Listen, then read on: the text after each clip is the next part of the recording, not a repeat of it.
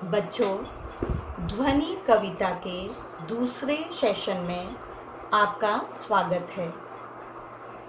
सबसे पहले आप लोग सावधानी से बैठकर अपनी डाउनलोड बुक का प्रथम पृष्ठ निकालिए, जिसमें आपकी ध्वनि कविता लिखी गई है।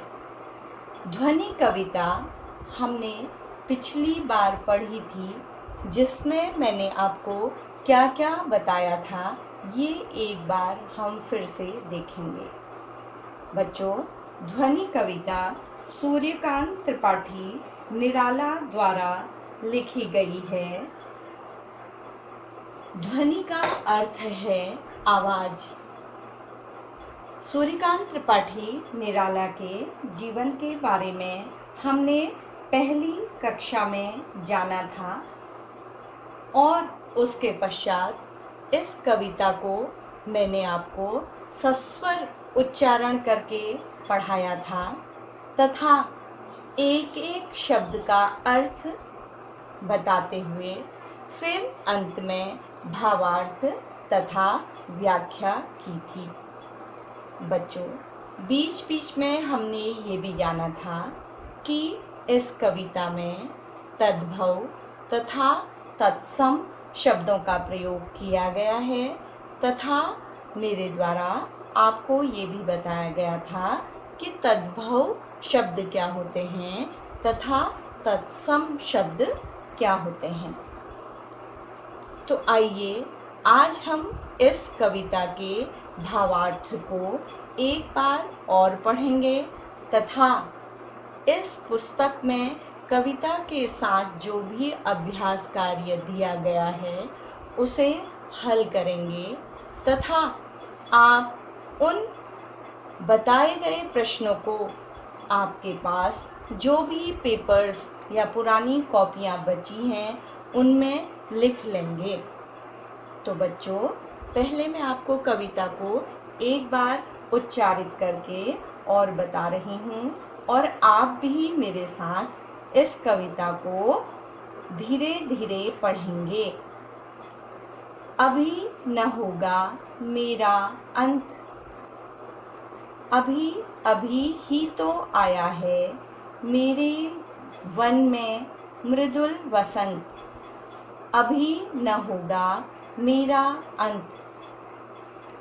हरे हरे ये पात, डालियाँ कलियाँ कोमल गात, मैं ही अपना स्वप्न मृदुल कर फेरूंगा निद्रित कलियों पर। जगा एक प्रत्यूष मनोहर, पुष्प पुष्प से तंद्रालस लालसा खींच लूंगा मैं, अपने नव जीवन का अमृत सहर्ष सींच दूंगा मैं।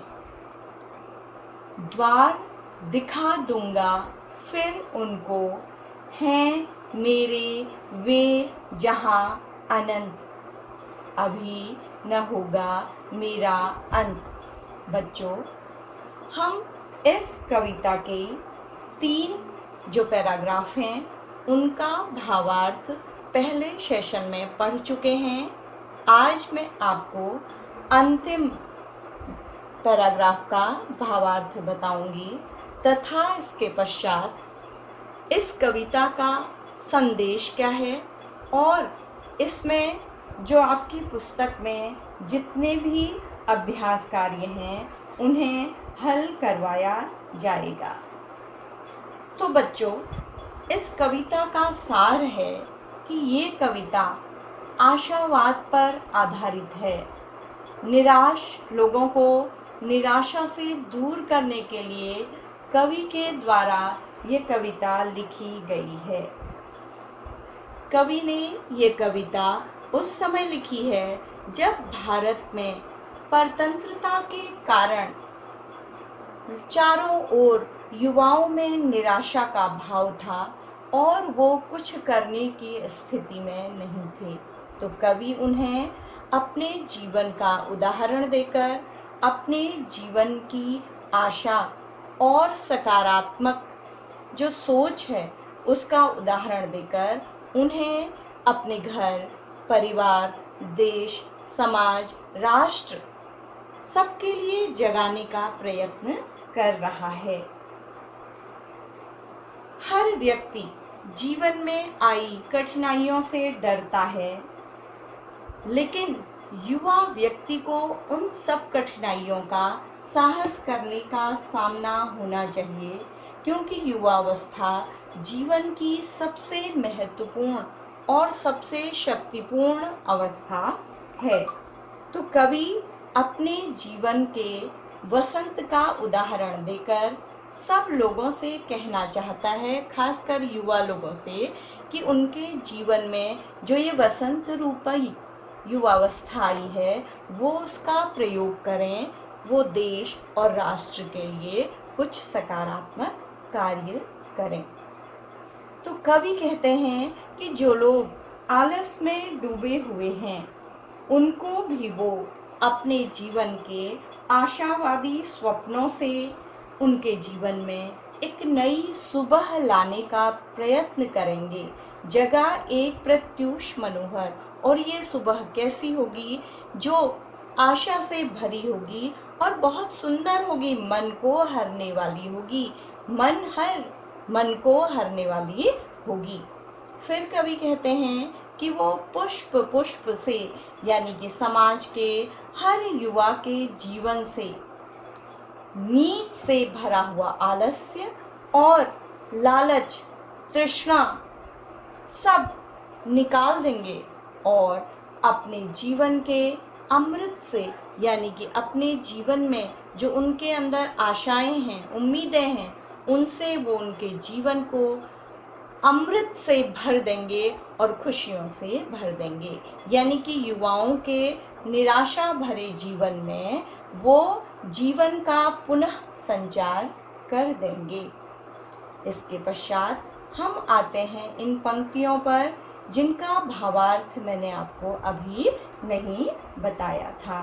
तो कवि कहना चाहते हैं कि वो अपने जीवन की इन आशाओं से समाज के युवाओं को, नए नए पुष्पों को, कलियों को, यानी कि समाज के युवाओं को जिनकी युवावस्था अभी आरंभ ही हुई है और वो निराशा में डूबे हुए हैं, उनको वे अनंत स्वप्नों का द्वार दिखा देंगे, जहाँ से आगे कार्य करने के लिए, उन्नति करने के लिए अनंत रास्ते खुलते हैं। तो उसके पश्चात कवि कहते हैं कि ऐसा होने से युवाओं की निराशा दूर होगी और जो जीवन उन्हें अच्छा नहीं लग रहा है, जिसमें वो एक मरे हुए व्यक्ति के समान बिना किसी काम के पड़े हैं, कर्म नहीं कर पा रहे हैं या आगे कुछ भी अच्छा सोच नहीं पा रहे हैं, तो ऐसी सोच का अंत होगा और उनके जीवन में आशा का संचार होगा। तो कवि इस कविता के माध्यम से निराशा में डूबे हुए लोगों को देश के प्रति, अपने जीवन के प्रति आशावान बनाना चाहते हैं, तथा जो युवक भ्रमित हैं, उन्हें पता ही नहीं है कि उन्हें क्या करना है, तो उन्हें वो प्रगति के कई द्वार दिखा देंगे, कई द्वार तक ला देंगे, जहाँ से युवक प्रगति के मार्ग पर अग्रसर हो जाएंगे या चल पड़ेंगे। कवि का जीवन आशावादी है और वह नवीन उत्साह से पूर्ण है। इसलिए कवि कहते हैं कि जो लोग नए नए उत्साह से पूर्ण होते हैं और आशावादी होते हैं, उनके जीवन का अंत कभी नहीं होता है। बच्चों, जो लोग अच्छे काम करते हैं वो जीवन के पश्चात भी इस जीवन में जीवित रहते हैं। लोगों के सम्मुख उनकी यादें, उनके सिद्धांत लोगों का मार्ग प्रशस्त करते रहते हैं। और यदि व्यक्ति निराशा में डूबा हुआ है तो वो जीते जी भी मरे हुए व्यक्ति के समान है।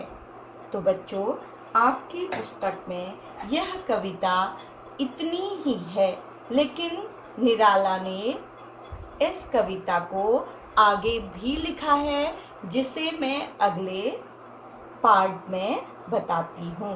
अब इस वीडियो का दूसरा पार्ट भी आप देखिएगा।